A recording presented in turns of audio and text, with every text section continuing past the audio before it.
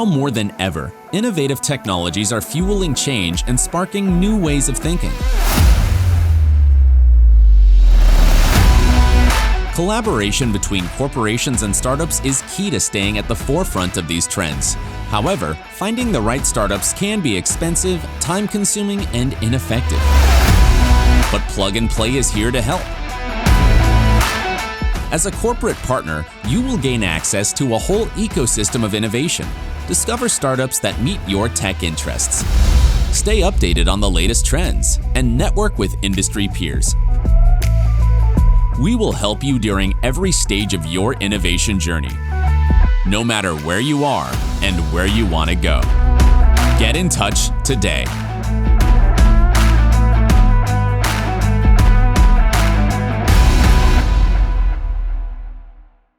All right, we're going to go ahead and get things kicked off here. Thank you all so much for joining us on this month's monthly crypto talk. Today, we are going to be joined by one of our partners here at Plug and Play on the crypto and digital asset vertical, as well as a company that they are working with to start bringing real-world asset tokenization and blockchain. But before we get in, I want to go ahead and tee things up and do a couple of Plug and Play announcements and let Kavi sort of introduce an initiative that we've recently launched over with our Paris office over in Europe. So Kavi, take it away. Thanks, Patrick. Hey, everyone. Thanks for joining.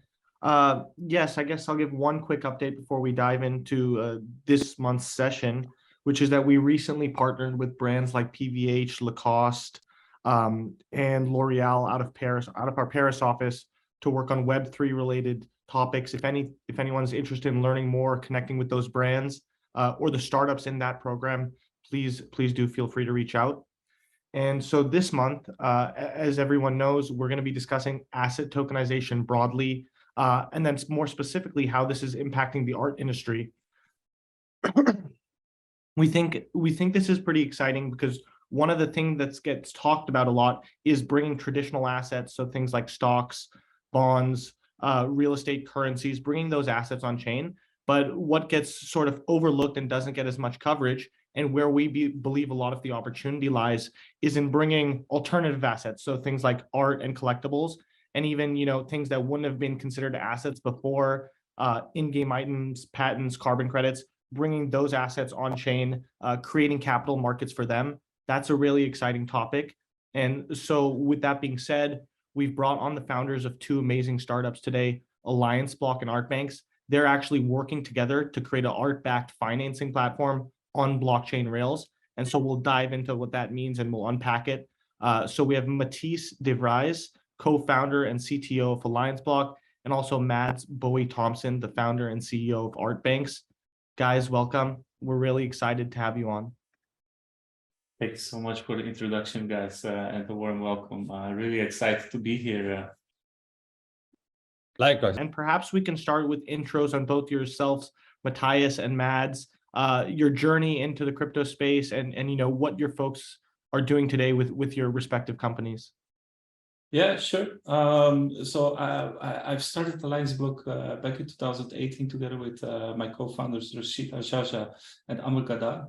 And our goal was to create an inclusive platform for investment opportunities in the decentralized industry, revolutionizing everything that has been done so far.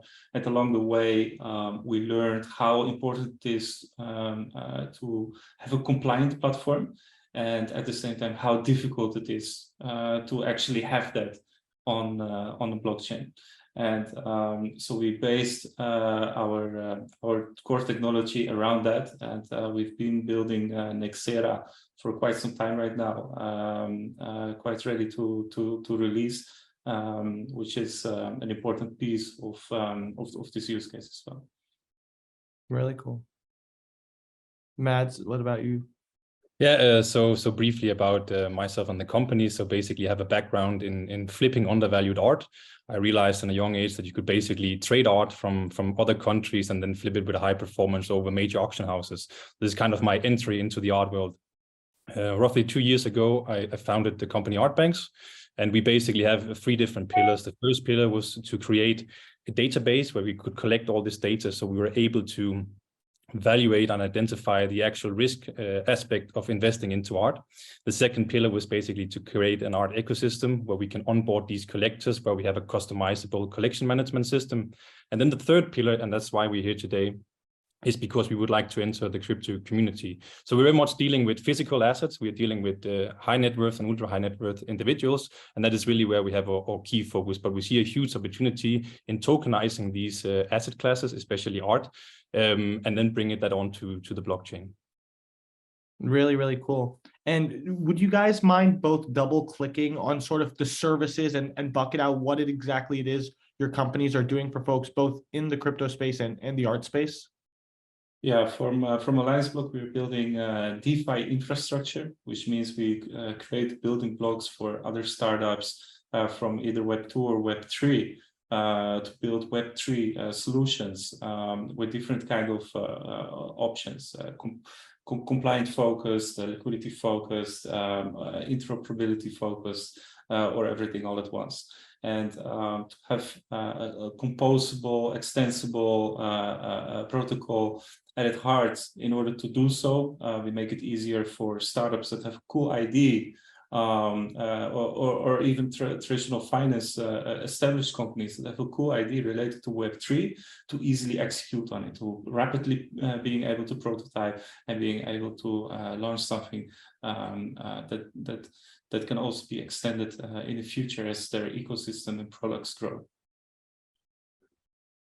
And I think that's also kind of where our partnership basically started, because we're coming really from the physical art element. We are not really yet focused on the crypto industry. We're really just starting to get into it together with the AlliancBlock, because we basically build out this solution based on a high amount of requests from our existing customer base. They're really looking for financing, but the current market situation make it very difficult to provide such constellation. And that's why we really see a huge opportunity in this kind of setup together with AlliancBlock. Yeah, really, really cool. And, I want to get into this partnership that you guys are alluding to, of course, and we'll get there, and also to art specifically. But just so the folks in the audience can actually get some education out of this, and so we could level set, can we start with asset tokenization? And both of you feel free to come at it from the angles of your respective companies and backgrounds. But really, what is asset tokenization? How does it actually work? And what are the core benefits? Yeah, so from a technical point of view, you would basically create a digital twin, of a real world asset, for example, a piece of art or classic car, luxury watch, or a financial instrument, or carbon credits, as you mentioned yourself. All these things can be created as a digital twin. Whereas different kind of structures can be implemented and stored on chain, which means on the blockchain, and partially, for example, through distributed file server system like IPFS, where you can store documents related to the authenticity of the asset, the taxated value, things like this, and the hashes of these documents that are stored on IPFS can then be stored on chain to verify the asset that I have on the blockchain. Usually an NFT is actually, these documents are attached to it, and the authenticity can be proven, for example.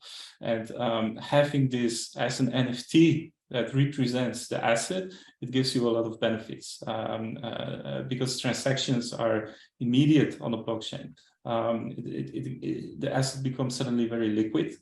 You can transact with the asset really quickly to another person on a liquid marketplace.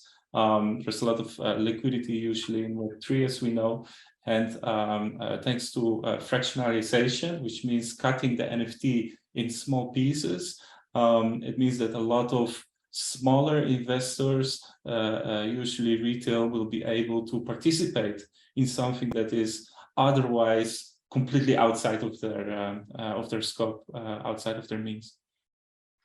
Yeah, I think if I just can add a point here also, I think it's also about having these very, very expensive asset classes. It could be art, could be cars, could be diamond, doesn't really matter. They cost millions, hundreds of millions in some cases, right? And there's really a limited amount of buyers also for this. So if you actually could democratize the investment ability, give regular individuals the same investment opportunities as these ultra high net worth individuals, that basically creates a completely new market and makes it quite appealing for retail investors, as Matthijs was mentioning. Exactly, and this is important, right? In Web3, we always say that it's an inclusive industry where everybody should be able to be their own bank, let's say, where they have opportunities that otherwise would be completely outside of what they're used to. So if we can bring these type of assets to Web3, fractionalize them and make them available to retail, I think that's a really huge deal. Exactly, but I think also the thing that is not being spoken too much about is actually when you're dealing with these physical element is also the custody of it. Because one thing is that, of course, the technology is evolving in a rapid speed, it's going faster than anything else at the moment. But the difficulty still remains in the custody, because somebody has to take possession of these particular asset classes. So there needs to be some kind of central element to a decentralized system, because otherwise it becomes very difficult to handle these different type of asset classes. Yeah, that's a great point, Mads, which is like one thing that people always ask from a tangible and a tactical perspective is, if, okay, so we understand that there's a representation of this piece of art or asset on the blockchain, it's some data in this database, and it's going to increase liquidity and accessibility. But when someone buys that digital representation of the asset from me, how do we make sure that the actual art gets to them, or that they can now have the stock and they're receiving dividends from it? Could you double click on that? So in the context of art, I guess, if I buy a piece of art from you on the blockchain, how do I know that I can actually receive custody of it, view it, put it in my house or gallery as I please? Yeah, so it will be a bit difficult to put it in your house if it's fractionalized, but assuming you own 100% of the art piece, of course, that's no problem. Then you could, of course, get it. But if we look at our solution, also the other solution that is available, normally you're working together with Freeport or bonded storage. And that basically means you have a neutral point of contact where basically these elements or objects, they're stored. And then it's basically just a possession order from any given company. For this example, could be Artbanx. So we basically have a possession order within the smart contract that allow us to hold possession of the object. It's always available for customers to apply for viewing. It, of course, often comes with a cost, because it's, I don't know if you've ever been in a Freeport, but it's a very secure place. That's also why insurances and everything is quite cheap compared to if you were to store it at home or in a gallery. So it's quite important that you can work together with these bonded warehouses and storage facilities, and also have the accessibility to potentially view it, so you know that actually is an asset underlaying. But often what you get, or not even often, is actually always you get a document from the Freeport basically describing the object in that very warehouse. So it's actually also a proof of existence in that case. Got it. And sort of these ties into the real world legislation, real world institutions, these custodians is an important piece. That's pretty cool. It's very important. Yeah. And the funny thing is that I think back in 2019, we were kind of mentioning exactly this use case. So I would say we really always believed in exactly this specific use case, art-backed finance, right? It's perfect. It makes so much sense. And when we were imagining it, it's from a technology perspective, we knew exactly how to solve it. But you need the expertise from a company like Artbanx to actually handle, the off-chain process. And this is easily overlooked. Like tokenizing a real-world asset, it's just not just throwing something on a blockchain. There's much more to it.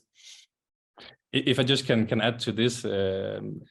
When you say there's much more to it, when it comes to an art piece, for example, just also so the audience understand, there is ownership issues, there's authenticity issues, there's valuation issues. And so as Matthijs correctly mentioned, it's easy to place it on certain technologies, but you need to take one step back and make sure the entire due diligence process of this object is bulletproof. And in that safe security. Otherwise, it won't work. And I think this is actually the key to solving these tokenization of real-world asset issues, is to make sure the custody is right and the process of getting it onto the blockchain, because everybody's always talking about once it's on the blockchain, it's basically authentic. But there is a preface to that, and that is making sure that the underlying asset actually is not stolen or looted or authentic or whatever, right? And I think this is often overseen today. Exactly. And Patrick, maybe you want to jump in? Yeah, I was going to say, no, I think that that's phenomenal. And it does go back to sort of that conundrum that is in the DeFi space, as far as how much centralization is needed versus decentralization, and how do sort of these centralized entities interact in this space. And I think that Artbanx provides that kind of a great example of how it can work to everyone's benefit, right? You will ultimately need somebody on the back end making sure that it didn't get looted or stolen, as you mentioned. And I kind of want to shift to sort of the trends in the art industry as well. It's a space that's growing exponentially. I mean, the returns in sort of these alternative assets like art, like fine wine, have like seen just phenomenal returns for investors. And so I think the democratization element that you mentioned around giving accessibility to more investors, particularly through fractionalization, is going to allow this market to explode even further. And I would love to hear sort of some more of your guys' insights, as you're the experts in this space, as to where you think that market's going to go, why this makes sense as a good beachhead, and as a good place to begin with Web3, and how blockchain will help sort of expand this to a wider audience. I mean, the art industry has been disrupted probably, and it's probably the industry that's been disrupted the most, because if you go back to before COVID, right, there was not even online auctions. Well, there was a few online auctions, but it was very limited. And today you have online auctions, you have metaverses, you have NFTs, you have fractionalization, you have basically everything. You can do more or less anything. And right now it's so many opportunities for collectors and for individuals to identify what is the right direction to go now, because in the past you would just go to a gallery or you would go to an auction house and that's it. That was kind of the educational process. But today you have so many more opportunities, which is great because it also gives you ability to evolve. But when it comes to the trends, I think everybody right now is chasing the AI element, actually, because we have seen how AI have disrupted different industries, and especially when it comes to art, because now you can basically create images or art pieces based on artificial intelligence, which is super appealing. But when it comes to tokenization in mind as well, I think the race is about who can solve the valuation with AI, because one of the most difficult things for financial institution, and the reason why, for example, art is not bankable, is because how would you assess the value of a, let's say, blue period Picasso? There is maybe, I don't know, a couple of 100 pieces from the blue period, or even less. So how would you go in and say, so this particular piece is worth X amount and this one is worth 5 times that amount? Is that because of the provenance, the style, or does it have something different to it? And this is something AI can actually solve, because if you look at AI today, it goes in and basically identify and tags what are you seeing on an art piece, and that becomes very interesting when it comes to valuation. So I believe that the trends we will see in the art world, at least, will be very driven by artificial intelligence, and of course placing that on the blockchain so it cannot be how do you say, corrected. Exactly. And the cool thing about this is that it's easy to replicate to different types of assets. Once you nail this down, you could replicate it to luxury watches, collectibles, diamonds, whatever. Yeah, no, I definitely think the opportunity to expand this market to more assets than just art is going to be phenomenal, especially providing access to investors like myself who want to get more exposure and aren't necessarily interested in buying the art, going to galleries, going to Sotheby's to get just from the aesthetic standpoint or being able to possess it, but from the investment vehicle standpoint. And I would love to hear sort of, how do you best approach and serve the art industry with your solutions, and how have engagements been so far? What has the traction been like? What type of art is being utilized and put on Artbanx, and where seems to be the, like I said, the traction with these initial adopters? So basically what we have as of today, what we have live is a collection management system where we serve, modern art, contemporary, old masters, basically everything, right? But where we have a lot of interest is basically the modern and contemporary space. It's sophisticated collectors who's looking to extract liquidity. And now today it's very difficult for them to extract liquidity, because if they go to a bank, they will most likely be assessed on the liquid asset that they have, so to say. And they will basically have the bank to lend against the liquid assets, which is essentially not lending against the actual collateral, but it's lending against the net worth of this particular customer. And so very often these collectors, they are, they're asset wealthy and cash poor. So why not utilize this opportunity, and why not utilize this opportunity into an investment vehicle that makes it attractive for democratization? Because this is a space that is basically overseen, not just for art, but for everything when you go into asset-backed financing, because these asset classes are not bankable yet. So it creates a unique opportunity, and it has a high demand from the collectors. So last year we received over 500 million worth of requests for financing, and we said, okay, hey, we need to create some kind of constellation that basically solve this issue. And this is what we came up to together with AlliancBlock. That's a pretty good transition. I'd love to dive a little bit deeper into sort of how your companies are working together. You alluded to it earlier on in the conversation, but how did that come to be? And then what exactly is the project around?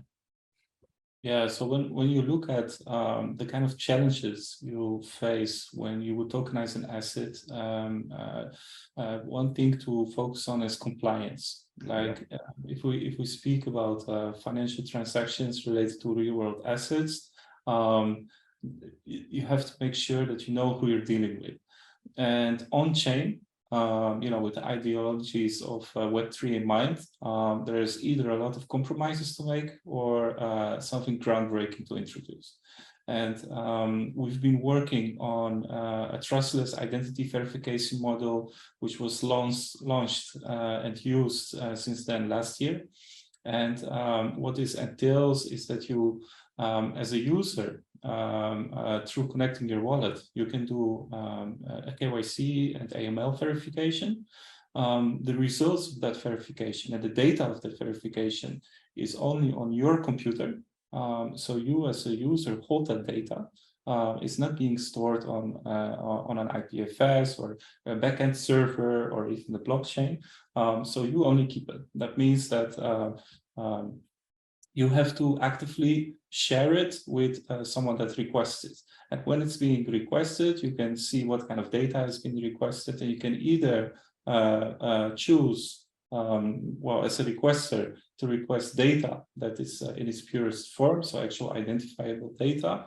And depending on the process, like more a DeFi kind of process, you could have zero knowledge proof, i.e. verifiable credentials that can be actually stored on chain because they are just random strings of numbers, letters that don't say anything about the user itself.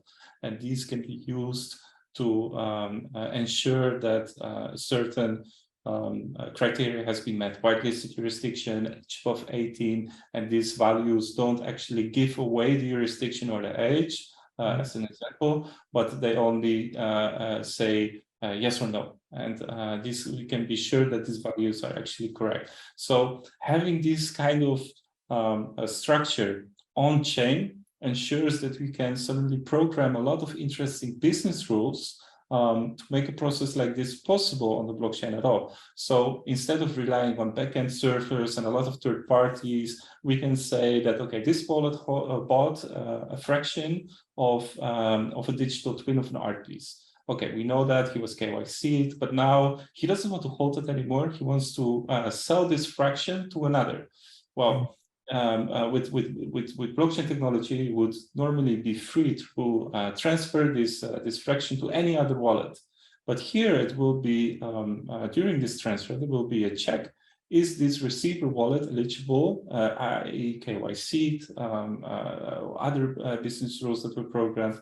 And from this, it can be inferred that he is able to receive this fractionalized asset.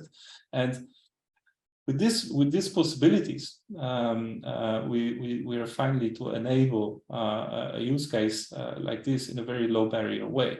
And with the identity component on the Nexera protocol that we've built called Nexera ID, where you have a single sign-on solution, asset recovery, because as we know, the Web3 industry is unfortunately riddled with hacks and scams. So a lot of users that are not very technical savvy are at risk of losing their private key and or their assets, which will never be able to recover. And thanks to our self-sovereign identity solution with self-custody at its heart, you will be able to still recover your assets in case of any of these incidents might happen.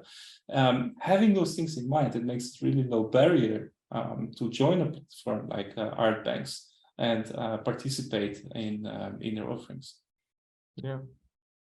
I think this idea of digital identity, Matthijs, that you're speaking of is very, very cool, because oftentimes we all think about NFTs as, pictures and apes and punks, but really an NFT is just a standard, right? And it's a data container. It's a data container.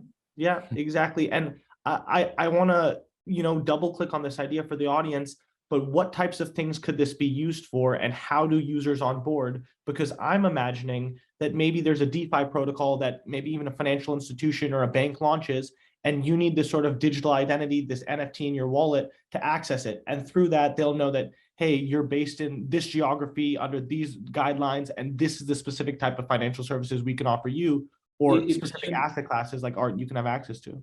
Imagine a traditional asset management company.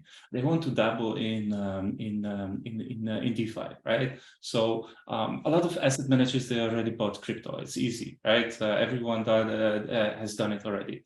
Now the cool thing is, and the scary thing is to participate in DeFi, i.e., adding liquidity to a liquidity pool and get some yield from yield farming, or have some of the transaction fees. The only problem is everyone can join a liquidity pool and add liquidity. So how do you know that with impermanent loss you have a little bit of the other asset?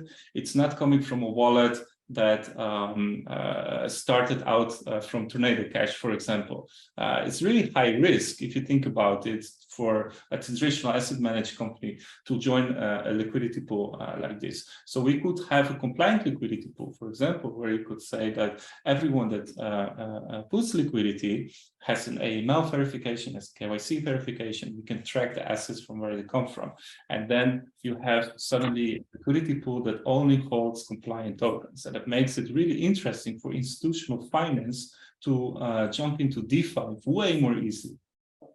Yeah, and Mads, to bring it back to sort of the art industry and how these types of technologies are going to impact art, when do you see basically tokenization, digital identity to access fractionalized pieces of art, these types of things becoming mainstream? Because it's something that you hear a lot about in the crypto space, and I'm sure we all are in these circles and in these conversations a bunch, but when does this become the standard, do you think? I think it's been undergoing for quite a while now. You have the AML5 policy already in the art world, so you have a lot of institutions that need to comply with AML and KYC matters. So we are a bit on the forefront with the art, I would say, but it's not fully implemented all over. But we would like to statuate an example together with AlliancBlock. But I think this is just a matter of time. It would be in the next couple of years before we will see a full adoption to do this kind of checking on the customer, because essentially, as you probably also know, it's a high net worth and ultra high net worth individual who owns these very valuable asset classes at the moment. And so it's very important that you also can figure out, okay, where did they get these funds from to acquire these things? So it's very, very standard that you have to do this kind of checking today already, because if you want to transfer large amount over an account, it will basically just be rejected if they don't go through full KYC process and AML. So yeah. And, I see some questions rolling in from the audience. Maybe we could put a few here, pose a few of them. One of them is, okay, so we asked this one, but just to double click on it, how do you ensure the NFT is always coupled with the physical asset? So in art, we mentioned there's custodians and there's legal boundaries, but he says, for example, if I have a classic car, which is a corresponding NFT, what is someone from stopping someone from selling the car, but not holding the NFT. So perhaps in both a fractionalized and non-fractionalized scenario, how does that work? Yeah, it's basically a bit of a tricky question because it's not really possible to get it out of, for example, the custody. It's not really possible because you have it in a possession order. So the legal compliance way would not really allow to it. That being said, you could, in theory, expose it elsewhere and then sell it to somebody. That would, in theory, be possible, but it's not really something that you would ever succeed with because the car cannot leave the place. So you still have the remaining how do you say, authority within the smart contract. So you cannot really override that. And I think that's also the good part, because if you look at a car, for example, what happens when you do, let's say, full due diligence on it is that there is a bill of sale, of course, from where you acquired it last time. But it can also be that you have a loan against this particular car. And how will you then identify that? Because nothing is right now on the blockchain. So it becomes a bit more difficult to identify. The moment you put it on the blockchain, you basically have a clear record of what's going on. So it's very, very difficult to work around that. So I don't think that can be anything more bulletproof than placing it on a blockchain. But that's my point of view. And so does that limit utility, you think? So is it specific to now only assets that you could have sitting in a custody somewhere, assets that you can't really use? Or, how does it work with things you actually want to use? I think it's limited to things that you can put in custody. In America, for example, you can have, if you go to one of the major banks, you can lend against, again, your art piece, which essentially is your net worth, doesn't really matter. You can keep this art piece at home.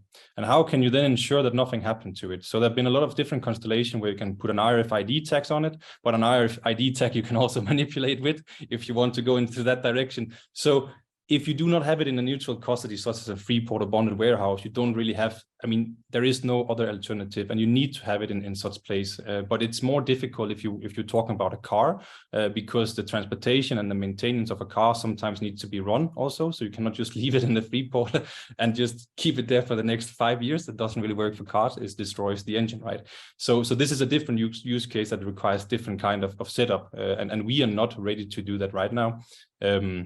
That's also why we are in the art space, of course. But again, it's a complex thing. To come back to the question, the complex is handling the real object today. It's not using the blockchain technology, it's handling the physical element and embed that into a smart contract so it cannot be manipulated with. And Matthijs, one person in the audience asks, can you do the same with financial assets? What is the difference, or monetary assets? And I guess I'd also like to add myself from the perspective of this token standard that you've developed for art. Can it one-on-one be applied for monetary assets, or is it more so for the things that we're discussing, which is alternative assets, things that stay in custody? One-on-one is a risky statement, but technology-wise, yes, this is easily ported to other assets. And actually, we have recently announced a partnership with Alpha Blue Ocean Digital, and together with them, we are actually tokenizing financial instruments. So we can have an actively managed certificate, which is traditional, and we can rapid tokenize it. And this can be used as like kind of a safer, more familiar way for traditional finance institutions to deal with financial instruments around crypto. So definitely it's possible. Also, we are already working on it. And yes, of course, it might be a little bit different in nuances. But the technology, it's ready. It can be created as a tokenized asset. It can be fractionalized. It can be transferred. It can be compliant, because of the fact that the compliance rule engine is programmable. You are able to not only grow with together with regulations across different jurisdictions, because it's one thing we know. Regulations change over time, especially if you take all the jurisdictions into account. So you need to be able to keep up with it. And with an immutable network as blockchain is, you need to have a way to deal with new or changed regulations. So that's why programmable regulations in our dynamic meta NFT infrastructure makes a lot of sense. plus the fact that if you have new use cases or different types of assets, you will be able to program or reprogram these nuances in regulations depending on the asset or financial instrument. And, you know, I'll hand it to Patrick after this, but we've got a couple more really interesting questions coming in. The audience is like picking up on a lot of the nuances of sort of the partnership that you folks have. I'll ask two, which is, one is, who picks up the storage costs if the tokenized piece of art stays in storage for a long time? So which party? And then the second, and this is quite interesting, is aren't you preventing people from enjoying the art if it's in the free port? What about museums or galleries? So they bring up an interesting point, which is, can't the custodians themselves be revenue generating? So it sits in a museum, the revenue that's generated from ticket sales now gets passed back to the fractionalized owners. That's really exciting as well. So let me try to answer the first question regarding who pays for the custody. So first of all, we didn't tap too much into the actual constellation of how we do art-backed financing. So it's a bit unique. Imagine that first of all, you have an art piece worth 1 million. What we basically have doing is that we have embedded a buyback option. So we are selling it to investors for 50% of the value. And that basically means that the original seller has an option to buy back this particular piece within a certain duration at a predetermined price. And that means in case that the initial seller is not buying back this particular art piece, the ownership then stays with the investor. And that means the investor just acquired an art piece for 50% of the value. So then you can go in and start debating about whether a collector would not buy back this particular object for a predetermined price, which basically limits the risk itself. But who is paying for the actual storage in the free port? This is something where we are charging a management fee. So Artbanx is carrying this cost to make sure that it's already embedded in the smart contract. So we also carry the cost for due diligence, valuation, insurances, and all this is already in the smart contract. Now, in case that this not being bought back, this particular piece, we will then either sell it privately or over a public auction house. Coming back to question number 2, yes, definitely. We have also built metaverses for several of collectors who has major collections they would like to expose, they would like to sell tickets, because it's a good way instead of just having it in the free port. And I'm an art lover, collector also, and I don't appreciate the art piece being in the free port either. So what we're also looking into is at a later stage to put it into a museum. So basically you can get some exposure or eventually sell tickets also through the metaverse, because we could build our own museum in the metaverse with these particular art pieces. And then we could basically get exposure and ticket sales. So it could be revenue generating on top of it. That was a really good question, by the way. From the audience, not from me. But had to be said. And excellent answer also. And, you know, we've got a very educated audience here, Matthijs. I'll ask you next, which is, they seem to be quite familiar with AlliancBlock and the sort of the range of products you folks are developing. And so 2 of them they've asked are, when will we see new polls on funders for 2 years or 4 years? And when will we see the bridge live for Nexera? New pools, I honestly, I don't know right now. It's not a focus. Focus is on releases like the use case of Artbanx. We really want to, we are super excited to bring this one live. So focus is on that one. The bridge, possibly early next week. Testing phase is being finalized right now. Very, very cool. Patrick, you want to jump in? Yeah, no, actually, I did want to get into, and we had a question in the chat here sort of about that and what role sort of insurance plays in this industry, especially around sort of, again, who picks up that bill, who's paying it, and is there any insurance covering this, and how are token holders, say, in the unfortunate event that this piece does get stolen, what does that look like from someone who owns a piece of that art?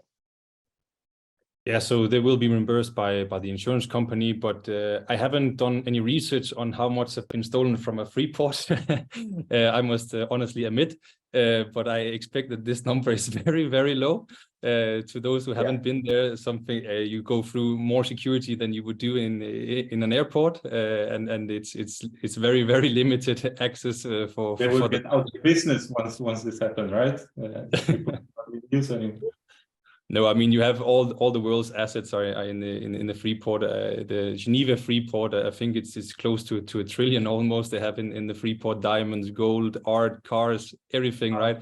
We tokenize everything, guys. Yeah, we just tokenize the Freeport. Yeah, so no, I think this is it can happen. I'm not aware of an incident where something has been stolen from the Freeport, so I cannot give a proper response to this right now. But I think from there are different ways to think about insurance, right? There's different kind of steps in the process that can be insured. And I think not for now for the pilot that we're working on, but thinking ahead also from a DeFi perspective, you could have like community funded insurance pools, insurance protocols that can be potentially attached. I think there is a lot of cool opportunities that can be included in this use case. Definitely. And then again, to sort of get into the nitty-gritty side of it, we have another question in the chat around the accounting procedure. So how do brands that are using these platforms resolve for accounting rules around NFT trading and valuation on their books? Is there early days or are people starting to work through these nitty-gritty issues? The person said that one of you mentioned a compliant platform, so they're wanting to know sort of how you're seeing companies solve for the accounting side of valuations. I mean, so I can only answer from a technical perspective in the sense that, I mean, the blockchain network, it's a distributed ledger, right? It has an account of all the transactions that happened. And, centralize this in a protocol where all of these steps in this use case takes place. It makes it easier to extract what happened, which can be used for the books, but it can also be used for AML when on and off ramping funds related to this use case. I'm not sure if this really answered the question, but having it, decentralized on a blockchain makes it easier,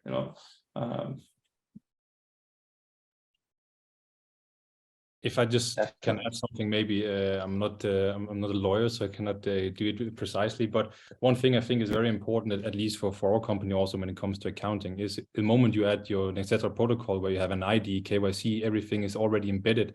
That gives you probably the best condition on the market versus going without this ID layer.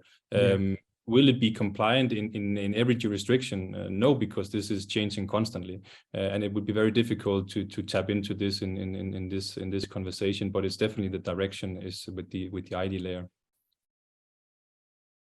Gotcha. And then we have another question here. Go ahead, please. Sorry, Ad. No, just absolutely. I agree. that was it. Definitely. Somebody's asking, would either of your two companies be interested in opening a physical presence in the Middle East and tapping into that local market via a hub such as Abu Dhabi, for example? So I guess the question would be like, do either of you operate in that market currently, and how big is your footprint there? Yeah, yes. for us, we have clients and partners there. Definitely open to it in the future. Who knows? But there needs to be a tangible, concrete reason for this, right? I think from our side, we do have quite some interesting collectors we already represent from the region. We are actually already looking into establishing something in either Abu Dhabi or Dubai. We do also have a representative in Dubai. So this is definitely a space that is very interesting. I just came back from Art Dubai also a couple of weeks ago, and it's definitely a big boss. So it's very interesting to see how this market evolves. Yeah, 100%. Gotcha. And then sort of as we wrap up the conversation here, I know we've got about 10 minutes left, and would love to know sort of what aspect of tokenization in the future are you most excited about? Where do you see the market heading, and what's getting you very excited? Well, for me, fractionalization it's a really big one, because the fact that everyone has access to a top-tier piece of art and can participate in financial instruments around it, it's a huge deal, right?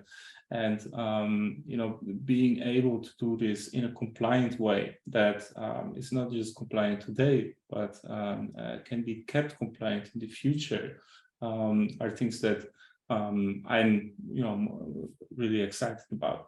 I'm really, you know, if you asked me a year ago, I would be really excited about having Artbanx financing on the blockchain. That was what I'm still most excited about, you know, bringing this use case live.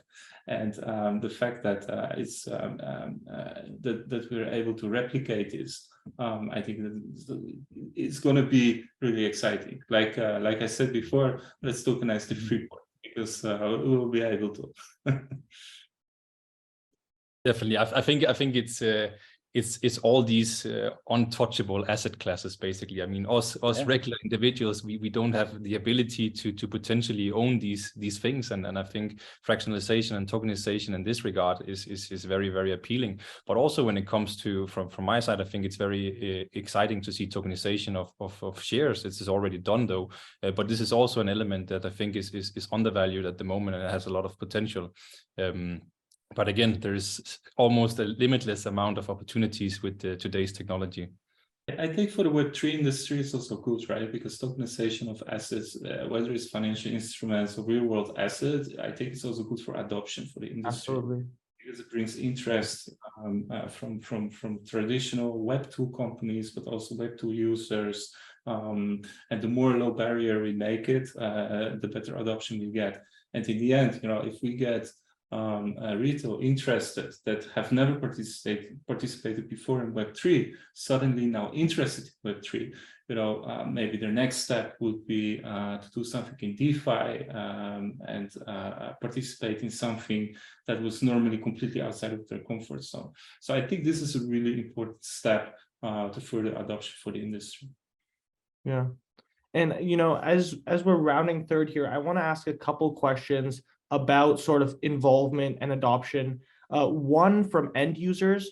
And so if you're a DeFi enthusiast, if you're someone in the ecosystem, how do you get involved with both Artbanx and AlliancBlock? So that's one. And then the second is, if you're folks in the audience today, so we have a lot of executives from big brands, executives from big financial institutions, how do these folks convince their internal business units? How do they start getting involved with alternative asset classes and, you know, tokenization broadly? I'll let you both take it how you see fit.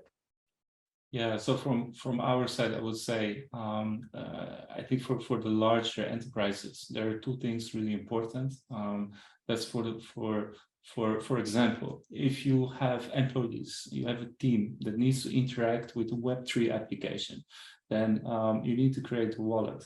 You know, traditionally, if you think about Web3 wallets like MetaMask, you would have you would give the employee full custody of the private key, which is not ideal. Employees leave, employees change their role within the company. That means that inherently they are able to take the assets with them because they can take the private key with them. You know, they could have scribbled it down somewhere. It's a very dangerous barrier for many enterprises, in my opinion. And with a solution like this, where you know, we have this programmable use in mind, where we can give custody of the private keys to an enterprise for a team of employees that all need a wallet, and give them, for example, programmable rules where they can only spend X amount of a certain, you know, team budget, so that they don't suddenly send out all of the tokens to their private wallets. I think these are exactly the kind of things that make sense for enterprise-focused solutions. And you know, with compliance, you know, with every step as a possibility, I think it only gets more interesting because of that. Definitely. I agree with you, Matthijs. I just wanted to add to the other question that you asked, and that's basically how could they reach out. So we are around, if everything goes well, a month away from having a solution up and running, the first pilot case. So in the meantime, I would welcome everybody to reach out to us directly over the website, over LinkedIn or whatever, and so we can keep them in the loop. And as soon as we have the pilot ready, we will of course make a bigger announcement so everybody can be aware. Got it. Yeah. And follow them on Twitter, guys. yes. And that's actually exactly what I wanted to ask is we were gonna be launching a poll just here in a few seconds of the types of folks and who they want to connect with you, and we'll be making relevant intros post this webinar. But is there anything in closing that you folks would like to shout out or plug? Patrick and I have really appreciated having both of you on. Yeah, perfect. I would suggest to visit blog.allianceblock.io. This is where we have all our blog posts collected. We send out blogs very often, very regularly, and including the use case of Artbanx that is explained very well, and other things like the tokenization of financial instruments is mentioned there as well. Definitely suggest to check that out, as it's also an entry point to learn more about the AlliancBlock ecosystem. And on our side, please jump into our Instagram, Artbanx, and we also have on LinkedIn, of course, Artbanx, but what mainly are using is the website artbanx.io. Sign up for the newsletter or create a user so you can see how physical artwork is being handled on a collection management system. Very cool. And so the poll is launched, folks. Please respond there, and also we'll be dropping in chat. Yeah, any questions we didn't get to in the chat as well, we'll try to circle up with and be sure to respond. But yeah, in the meantime, thank you both so much. I mean, this is an area we're excited about. We think that it's got a phenomenal beachhead and use case for Web3 and getting more people onboarded. I mean, especially as this market, I mean, it's growing like 29% year over year for like the last 5 years. And I think that there's been just a huge push, especially from Web3 and allowing NFTs to sort of broaden art as an asset class to more people. And that's going to be a continuing economic driving factor that we see. So I'm very excited to see how you both work together, continue to grow, and I'm sure that you're going to see much success over the next few years. Thank you so much for having us, guys. It was very enjoyable, and it was a pleasure to speak a little bit more about this specific use case. And I think very cool to do this together with Mats. I mean, it's obvious how amazing of guy he is, and amazing Artbanx team. So super excited about this use case. Can't wait, guys. Thank you very much for the kind words, everybody, and thank you, Matthijs, as well. We are delighted to work together with AlliancBlock, and thank you very much for having us here today, Plug and Play. We are looking forward for the next one, and in the meantime, all the best. Thanks, folks. Have a good evening or morning, wherever you are. Thank you. Cheers. Cheers. All right. So real quick before we sign off, next month, we're going to be having our next monthly crypto talk on April 20th. We're going to have it with our partner, INX. And INX has built a tokenized securities platform for helping companies launch and raise. And they've done it, and they're completely compliant under SEC regulation. And they've spent the last few years building this out, and they are getting ready to launch. And it's a company we're excited to work with, and we think they're going to see phenomenal growth and explosive growth over the next 5 to 10 years. And it's something that we're going to dive into about their process as far as getting through SEC regulations and how they view that situation going forward. So it'll be one you won't want to miss. Be sure, if you're interested, to follow up with us, and Kavi and I will be happy to engage you there. And if you're a corporate or a startup who's interested in engaging with our ecosystem and with our platform, again, please don't hesitate to reach out to Kavi or myself, and we'll be happy to provide some more information for you. But with that, thank you all so much for joining us. There will be recordings of this, so if you'd like one to share with colleagues, please let us know, and then answer the poll on the survey. But thank you so much, and have a great rest of your day.